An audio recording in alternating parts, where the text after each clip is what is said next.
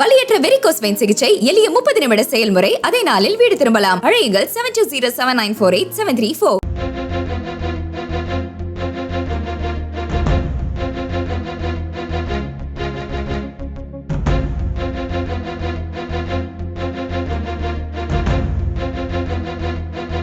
சேலம் மாவட்டம் சங்ககிரி அருகே உள்ள பக்காளியூர் அருவங்காடு பகுதியைச் சேர்ந்தவர் சுப்பிரமணி. லாரி ஓட்டுநரான இவரது மனைவி சரஸ்வதி கடந்த 5 வருடங்களுக்கு முன்பு உயிரிழந்து விட்டார்.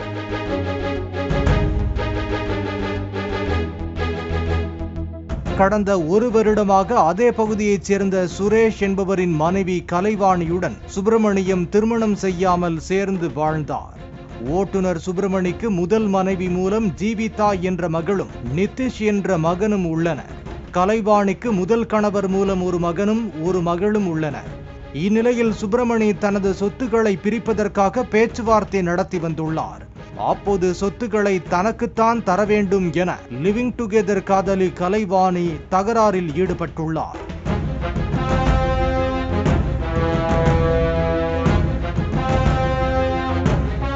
கடந்த வாரம் சுப்பிரமணி தனது மகள் ஜீவிதாவிடம் கலைவாணி சொத்து கேட்டு தகராறில் ஈடுபட்டு வருவதால் நிம்மதி இல்லாமல் தவிப்பதாக கூறியுள்ளார். இந்நிலையில் இன்று அதிகாலை சொத்து தொடர்பாக மீண்டும் சுப்பிரமணிக்கும் கலைவாணிக்கும் தகராறு ஏற்பட்டதாக தெரிகிறது. அப்போது ஆத்திரமடைந்த கலைவாணி வீட்டில் இருந்த மிளகாய் பொடியை எடுத்து சுப்பிரமணியின் முகத்தில் வீசி இரும்பு கம்பியால் தாக்கியுள்ளார். இதில் சம்பவ இடத்திலேயே சுப்பிரமணி உயிரிழந்ததாக கூறி கலைவாணி சங்ககிரி காவல் நிலையத்தில் சரணடைந்ததாக போலீசார் தெரிவித்தனர். இது குறித்து சங்ககிரி போலீசார் வழக்கு பதிவு செய்து தீவிர விசாரணை மேற்கொண்டு வருகின்றனர்.